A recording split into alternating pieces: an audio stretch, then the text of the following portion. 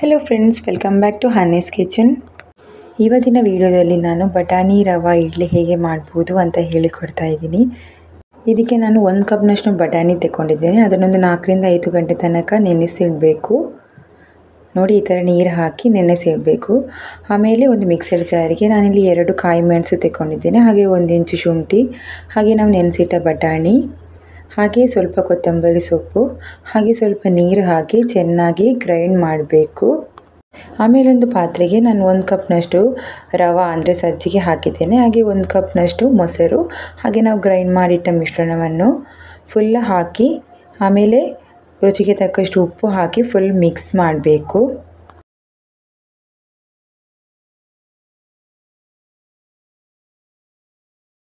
ನೋಡಿ, ಈಗ ಮಿಕ್ಸ್ ಆಗಿದೆ. ಒಂದು ಮುಚ್ಚಳ ಮುಚ್ಚಿ ಒಂದು 15 ನಿಮಿಷದಷ್ಟು ಹಾಗೆ ಬಿಡಬೇಕು. ಆಮೇಲೆ ಒಗ್ಗರಣೆಗೆ ಸ್ವಲ್ಪ ಎಣ್ಣೆ ಹಾಕಿ ಒಂದು ಅರ್ಧ ಚಮಚದಷ್ಟು ಉದ್ದು, ಹಾಗೆ ಸ್ವಲ್ಪ ಸಾಸಿವೆ, ಹಾಗೆ ಒಂದು ಅರ್ಧ ಸ್ಪೂನ್ ಹಿಂಗ, ಹಾಗೆ ಸ್ವಲ್ಪ ಕರಿಬೇವು ಸೊಪ್ಪು ಹಾಕಿ ಅದನ್ನು ಆ ಮಿಶ್ರಣಕ್ಕೆ ಹಾಕಿ ಫುಲ್ ಮಿಕ್ಸ್ ಮಾಡಬೇಕು.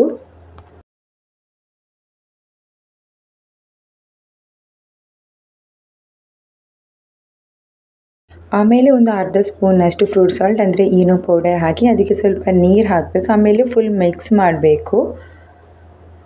ನೋಡಿ, ಈ ಥರ. ನೀವು ಈನೋ ಬೇಕಿದ್ರೆ ಸ್ಕಿಪ್ ಮಾಡ್ಬೋದು.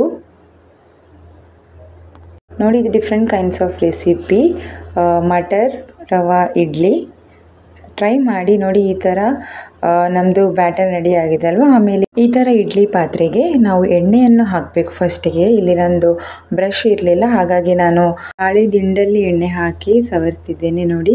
ಆಮೇಲೆ ನಾವು ಈ ಥರ ಬ್ಯಾಟರ್ನನ್ನು ಎಲ್ಲ ಇಡ್ಲಿ ಪಾತ್ರೆಗೆ ಹಾಕಬೇಕು.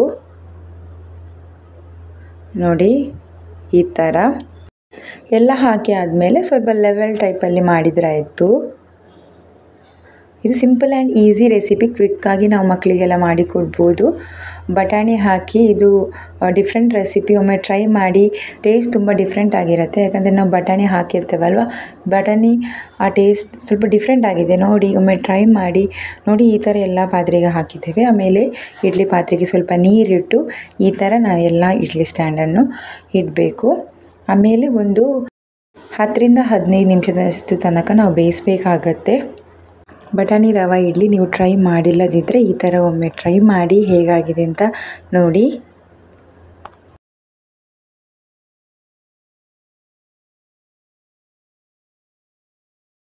ನೋಡಿ, ಈಗ ಇಡ್ಲಿ ರೆಡಿ ಆಗಿದೆ. ಸಖತ್ ಟೇಸ್ಟ್ ಆಗಿರುತ್ತೆ.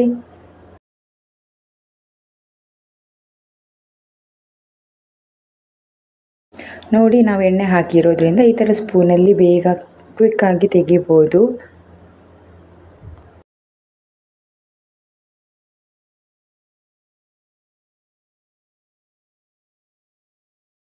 ದೊಡ್ಡವರಿಗೆ ಹಾಗೆ ಮಕ್ಕಳಿಗೆ ಕ್ವಿಕ್ಕಾಗಿ ಈ ಥರ ರೆಸಿಪಿ ಟ್ರೈ ಮಾಡಿ ಕೊಡ್ಬೋದು. ಒಮ್ಮೆ ಈ ರೆಸಿಪಿ ಟ್ರೈ ಮಾಡಿ ಹೇಗಾಗಿದೆ ಅಂತ ಕಮೆಂಟ್ ಮೂಲಕ ತಿಳಿಸಿ. ಇದು ಕೆಂಪು ಚಟ್ನಿಗೆ ಅಥವಾ ನಾವು ಟೊಮೆಟೊ ಕೆಚಪ್ಗೆಲ್ಲ ತುಂಬಾ ಟೇಸ್ಟ್ ಆಗಿರುತ್ತೆ. ನೋಡಿ, ಈ ರೆಸಿಪಿ ಹೇಗಾಗಿದೆ ಅಂತ ಹೇಳಿ. ರೆಸಿಪಿ ಇಷ್ಟ ಆದರೆ ಪ್ಲೀಸ್ ಲೈಕ್ ಮಾಡಿ, ಶೇರ್ ಮಾಡಿ, ಹಾಗೆ ಹೊಸದಾಗಿ ಚಾನಲ್ ನೋಡಿರೋದಾದರೆ ಚಾನಲ್ ಪ್ಲೀಸ್ ಸಬ್ಸ್ಕ್ರೈಬ್ ಮಾಡಿ.